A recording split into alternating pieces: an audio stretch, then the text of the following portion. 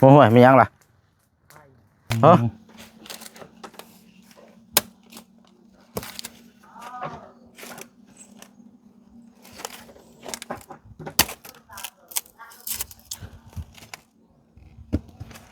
บ่ได้จอดอยู่พุ่นสำรถกับเข้ามานี่บ่ได้ย่านตะปูก็กวนเอา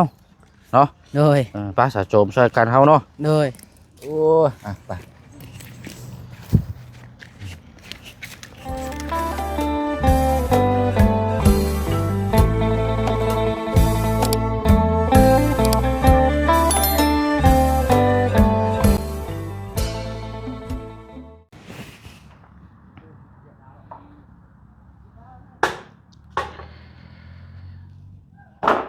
บัดนี้พี่น้องเนาะไล่เวลาเด้อบัดนี้เนาะสิได้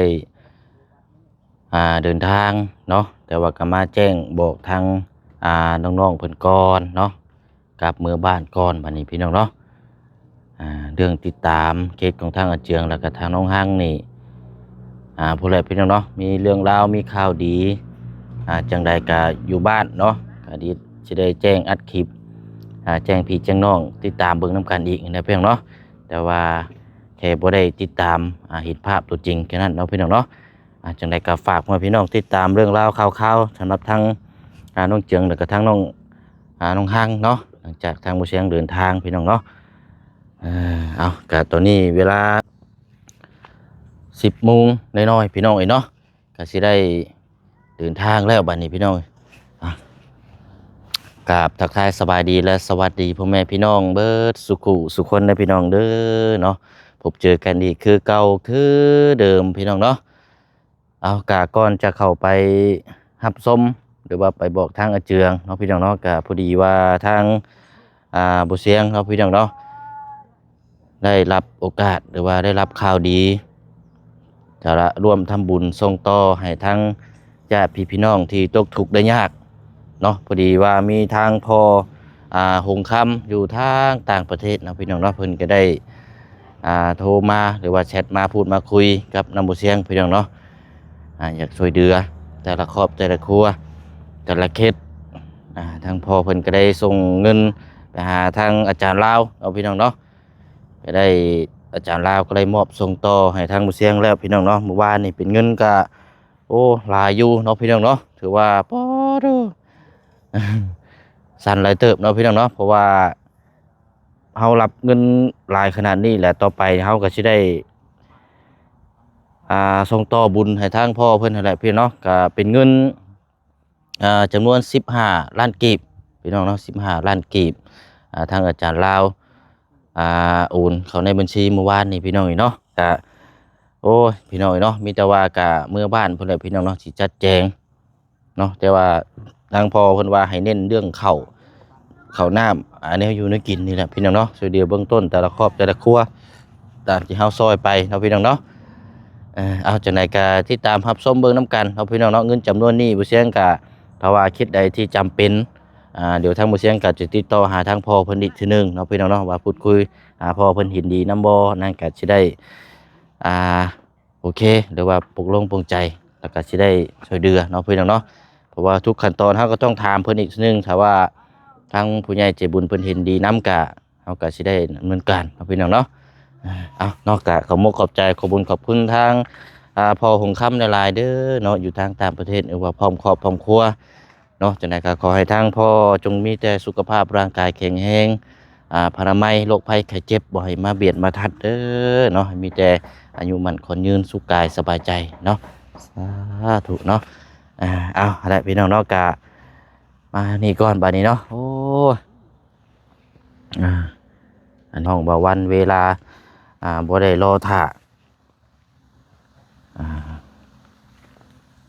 ถึงเวลาก็ต้องกลับบ้านก่อนได้บ้านนี่พี่น้องเนาะ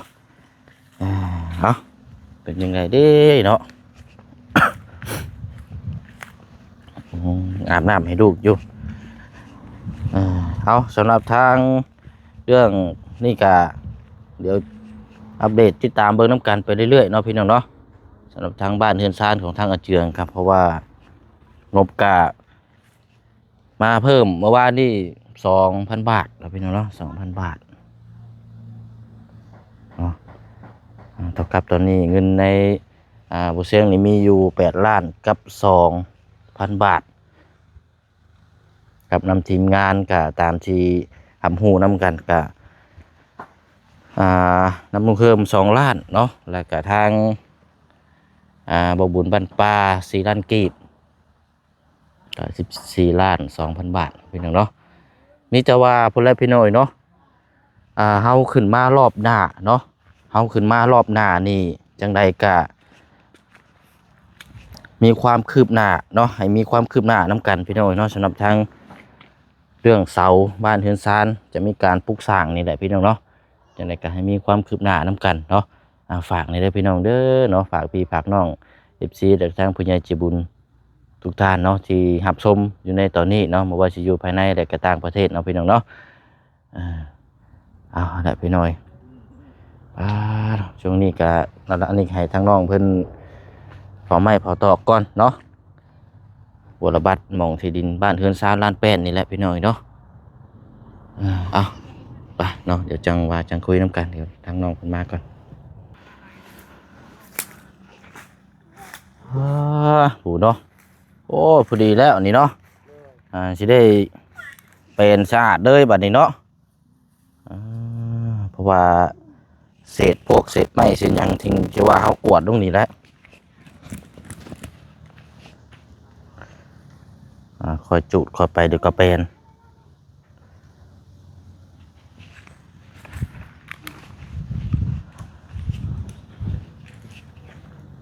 ดีชงขี้เหงื่อพี่น้องเนาะรอบเช้านี่มีแผนกเขามาหาน้องมีแต่บาบุญสารวันอ๋อทางบบุญสารวัตรเนาะโดยเนาะสบายดีทั้งเจืองเนาะเพราะว่าสิได้เดินทางในได้ไอ้กะ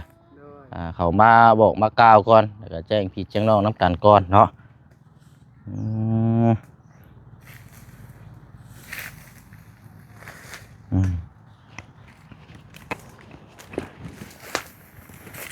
โอ้ยมียังล่ะ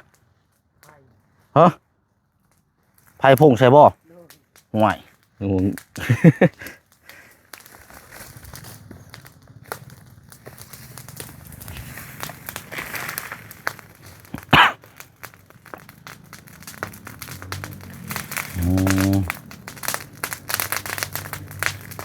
เห็ดแต่ป่านะบั่มกันเลย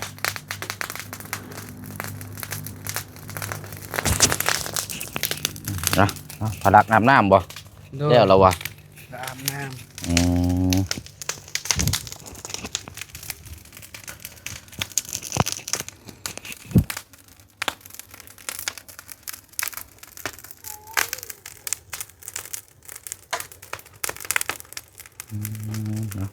จุแล้วก็คอยคุ้มคอยเบิ่งเอาได้น้องเด้อโดยอย่าไปปะได้พอปืนไฟนี่ ไม่โอ้แป๊บเดียวเด้เห็นบ่ยังระบาดนี่แตกไหมไม่แตกบ่โดยโอ้เอาจังมันใหม่ด้วยนะจังเบิ่งเนาะโดยให้มาเบิ่งใหม่แค่นี้ปลาเฮาบ่แม่นฮะอันนั้นเราเอาแบบพอเอาน้องเราเอาเอื่อยพอเจ้าเอาน้องเราโดยลุงหรือเปล่าแม่นลุงลุงเจ้าได้เนาะโดยเรามาเบิ่งใหม่บ่โดยเป็นลุงเนาะเอาอะไรเนาะกัดระวางนี่กับเก็บเมียนนี่เนาะทางหญ้าทางยางทางเดินเนาะมันสะอาดปัดกวดพอแล้วหลังจากคนอ้ายขึ้นมาก่อนเนาะโดยว่าจังคุยน้ำกันมันว่ามีโทรศัพท์ยังว่าสิโทรมาดินนำเนาะโดยมีโทรศัพท์มันบ่มีพี่น้อง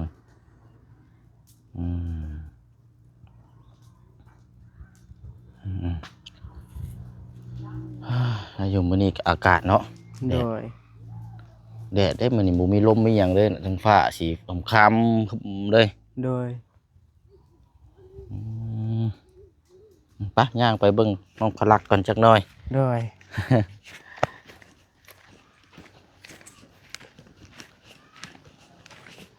อ๋อเด้อมีหยังนี่ คงภาค ฮะ กล้วยสิภาคให้บ่าวให้อาย ปอพุทธะนี่เนาะกล้วยกะ โดย แม่นเบิดเลยบ่ โดย เจ็ดเครือ เจ็ดเครือเลย โดยมักปี้ อืมโอ้ปีต่ำเลยเนาะ โดย โอ้คักเล่นนี่ต่ำนี่อันนี้ของฝากเบิดเลยบ่นี่นะ โดย ปาด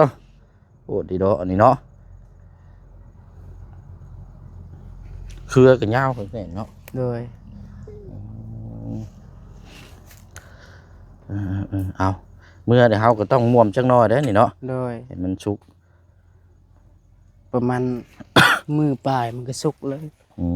เอามาจะใช้กว่ากล้วยนี่นะเนาะ มาแต่สวนเฮา โอ้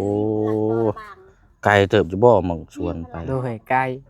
โอ้จะไปแต่จังมุ้งอันนี้นะ ไปแต่เช้าเลยไปตัด ไปมื้อนี้บ่ โดย อืม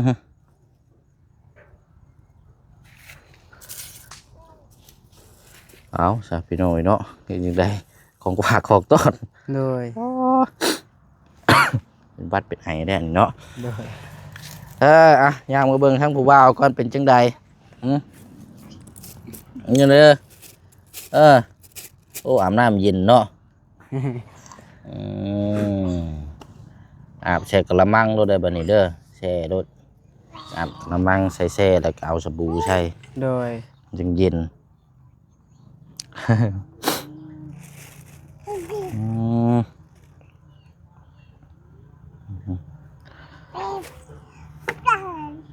ตอนเบ็นกันนั่นก็ช่วงสิบ่ฮ้อนปานใดดอกเนาะ โดยบ่ฮ้อนแบบ อ่า มันเย็นตัวนี้ อืม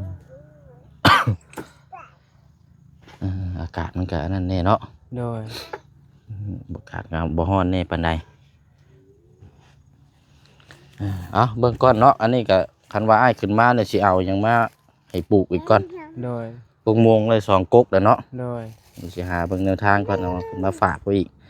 ฝากไว้ดูแลเทื่อมันใหญ่บางเทื่อบ่นามาเยี่ยมมายามพอได้กินหมากน้ำแน่เนาะ โดย ดูโซนพุ่นนั้นเนาะเจข้างหลังพุ่น โดย หมองลงหมองปลูกหลายหมองอยู่ดอก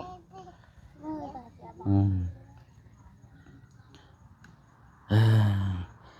เอาสาตามนั้นได้น้องเนาะ โดย อันนี้เอาให้อ้ายผู้เดียวบ่เลยบ่นี่นะ แม่น อ๋อนี่ซะนี่ตัดตัวนี้ออกแล้วไปยังล่ะ ต้นแห่งหน่อไม้ เอ้าหน่อไม้ก็เอาให้อีก หน่อไม้ก็บ่ได้หลายแล้วช่วงนี้หายากนี่ โอ้ยเอาขอบใจละลายเนาะ ตัดตัวนี้ป่ะ แม่นละตัดออกเลย เลย ยันว่ามันนั่นนะ เอาผ้าก่อน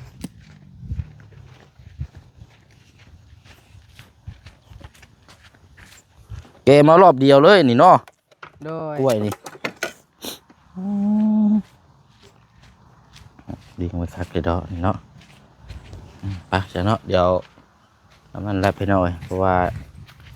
สิได้เฝ้าเดินทางเขากัน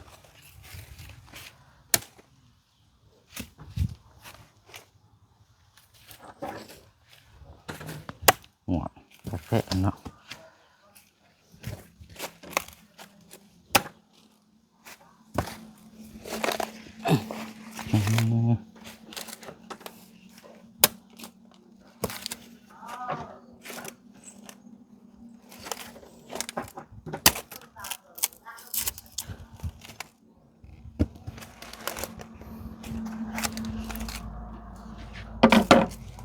กล้วยน้ำบากเนาะ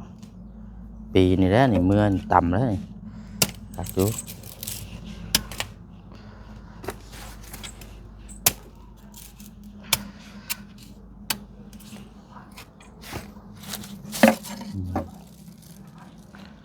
รถบ่ได้จอดอยู่พุ่นชำรถกับเขามานี่บ่ได้ย่านตะปูก่ กวนเอา เนาะ โดย ป้าสาโจมช่วยกันเฮาเนาะ โดย โอ้ยไป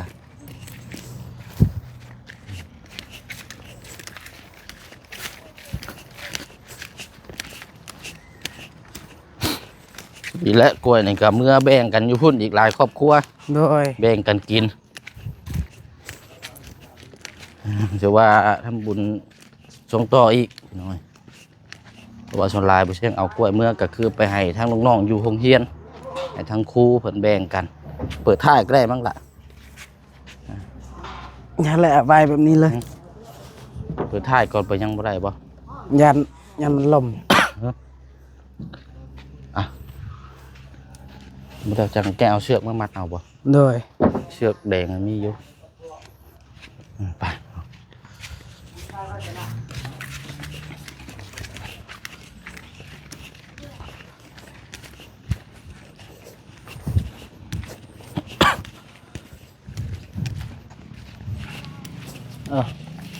Thế hạ đầu một tuần rồi.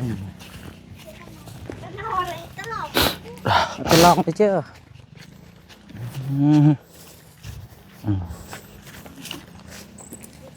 อึ๊บไป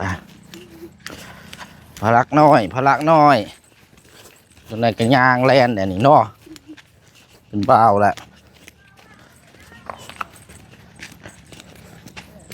อึ๊บโอ้โอ้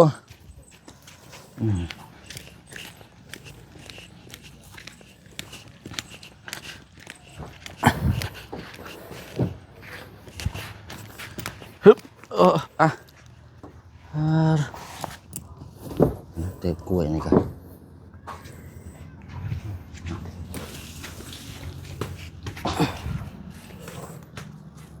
โอเคเอาอันเชือกตัวนี้มาจองเอาแล้วล่ะเนาะ Rồi. Nó mai cắt sai đi bà. วางไว้ให้ได้ละ Rồi. เอาเชือกแก้พี่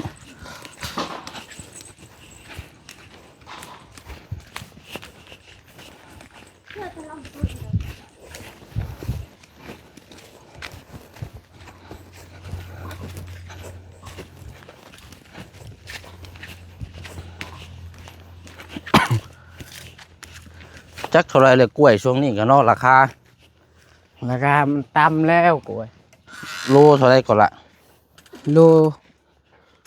lôพันหนึ่ง โอ้ห่างตกหลายเนาะ rồi ปีที่แล้วโลละ4-5,000กล้วยลงแห้งนี่รอปีนี่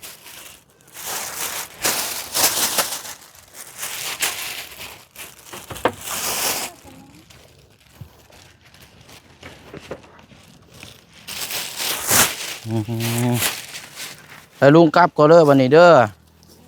บ่กลับก่อนวันนี้เด้อและว่ากันนักเพลงกันได้เบิ่งแย่งกันได้ไปป้าไปทิมกันได้ rồi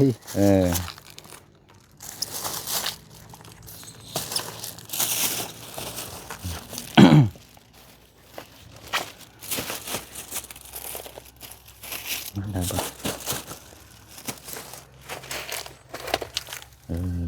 เอาเนาะโอ้เดินหนี่เจ้าทางอันนี้เนาะ rồi โอ้จังพอจังมาเป็นเนาะอ่ะนี่ฮะ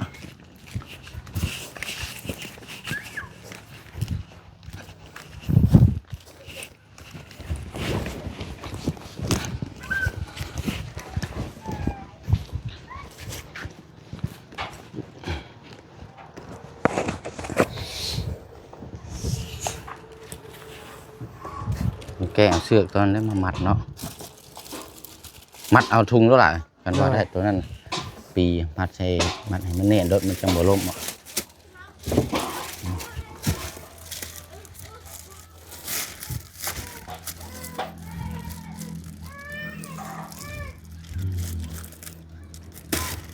โอเคมันนอนลงฮะเนี่ย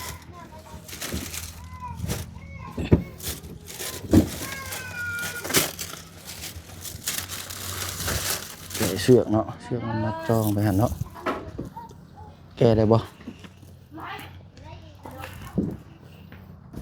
เชือกอันมัดแชกกระถางแกมาให้เจ้าเหมือนนั่นแหละ rồi บ่ได้ถอดออกเลย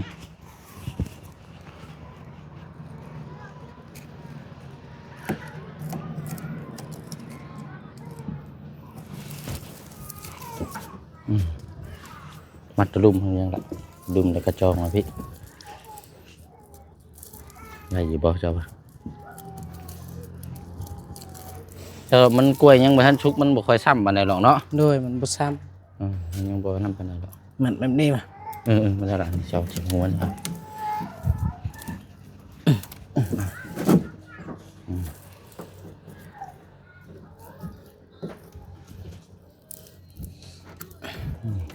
ขัก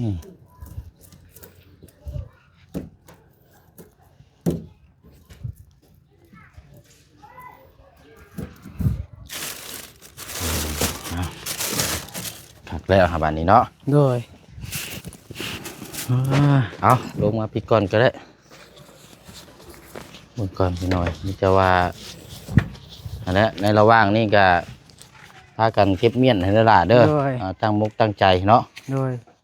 เบิ่งแย่งกันมีอย่างเพิ่มเติมเพื่อได้บัดอ้ายขึ้นมาเพื่อได้เนาะ โดย เอาอันนี้อ้ายบ่ได้ซื้ออย่างมาเด้อ โดยน้องบ่เอาหยัง ฮะ โดยบ่เป็นหยัง บ่อันนี้อ้ายให้สิซื้อเอา บ่ นี่ บ่ นะ เอา ฮะ บ่เอาโดย คิดว่าสิซื้อน้ำมาให้รถลืมพี่น้องไง โดยบ่เป็นหยัง ว้ายเนาะเอาสาขมกขอบใจหลายๆล่ะ โด เด้อย สำหรับน้ำใจเนาะ โดย ของฝากของต้อน โดย ว่าพี่น้องสิเพิ่นเบิ่งที่เพิ่นรับเพิ่นชมในตอนนี้ก็สิขอชื่นชม โดย น้ำใจเนาะ โดย สำหรับของฝากของต้อนดีแล้วเนาะ โดย ดีจออ้ายดีจอทีมงานดีน้ำกันเบิดสุขุสุคนให้ได้ล่ะเด้อ โดย เบิ่งแย่งให้กันเสมอต้นเสมอปลายเนาะต่างคนต่างเบิ่งแย่งน้ำกันเนาะ โดย เอาซอยได้เท่าที่เฮาซอยกันซอยได้เท่าที่เฮาซอยได้แต่ว่าขอให้เบิ่งแย่งเบิ่งกันเนาะ โดย ป้าซะเด้อ โดย เอา ส ขอบ าย มุกขอบใจ ดี ละลายเนาะโอ้ยพี่น้องของฝากของต้อนทางน้องเพิ่นป้าอะไรเนาะจังว่ากันเพิ่นละเดินทางก่อนเด้อเดินไปเนาะบ่ได้ซื้อนั่นมาฝากทางน้องเพิ่นซ้ำพี่น้องเนาะ จังว่ากันพี่น้องรอบหน้ารอบในเนาะมาคุยน้ำกันเดินทางก่อนบัดนี้พี่น้องได้เวลาแล้วเนาะมาพาควรได้บัดนี้คือเพิ่นเบ้านะพี่น้องเนาะ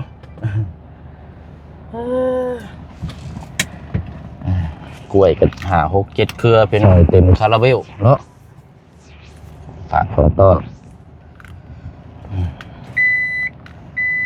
ฮ้อนมื้อนี้พี่น้องเนาะจอดรถแป๊บเดียวมารถมันฮ้อนแห้งอีกเหรอไปเนาะพี่น้องเนาะพบเจอกันอยู่บ้านเด้อพี่น้องเด้อบัดนี้พี่น้องเนาะฝากพี่พี่น้องที่ตามเบิ่งน้ำกันอีกน้ำกันต่อไปเนาะพี่น้องเนาะแล้วก็ชีเวะลงไปเยี่ยมยามทางอันมีอยู่ครอบครัวหนึงเนาะพี่น้องเนาะทางไอซอนอยู่รักแปดนะเพิ่นโทรมาขอความช่วยเหลือว่าโอ้ยมาเบิ่งให้อ้ายแน่ว่าซั่นเนาะสองแม่ลูกมาขอพึ่งพานอนน้ำเพื่อนเราแหละบัดนี้ข้าวน้ำบ่พออยู่พอกินพี่น้องเอ้ยเนาะเป็นผู้หญิงกับลูกกับประมาณ 3-4 ปีนี่แหละพี่น้องผู้หญิงเนาะแบบครอบครัวแบบไปมาหาสู้นะพี่น้องแบบมาเฮ็ดเวียกล้างถ้วยล้างบ้วงแต่ว่าข้าวน้ำบ่พออยู่พอกินเนาะทางไอ้สอบเพิ่นก็โทรมาว่าอยากให้ไปเบิ่งแน่เนาะมาลงไปบ่ได้พี่น้องติดตามเบิ่งนํกันเนาะปะคลิปนี้เนาะขอมุกขอบใจขอบุญขอบคุณพี่น้อง FC เฮาเบิดสุขคนเด้อพี่น้องเด้อเนาะที่ติดตามผลงานเนาะบ่ว่าสิเดินทางไปใส่มาใส่ก็ขอให้พี่น้องเนาะอยู่ดีมีแห้งร่ำรวยเบิดสุขคนนะพี่น้องเด้อเนาะผมขอบใจละลายนะพี่น้องเนาะบ้านเฮาขึ้นมาเพื่อให้พี่น้องจังไรก็มีให้มีความคืบหน้าในการสำหรับมีการปลูกสร้างสำหรับทางบ้านเฮือนซานทางอาเจืองเนาะเอาจังไรก็อย่าปะอย่าถิ่มอย่าเบิ่งบ่เบิ่งแย่งนำกันเลยพี่น้องเนาะไปบ๊ายบายเนาะพี่น้องเนาะพบเจอกันอยู่บ้านสบายดีแล้วพี่น้องเด้อเนาะยิงยาวเลยบ้านนี่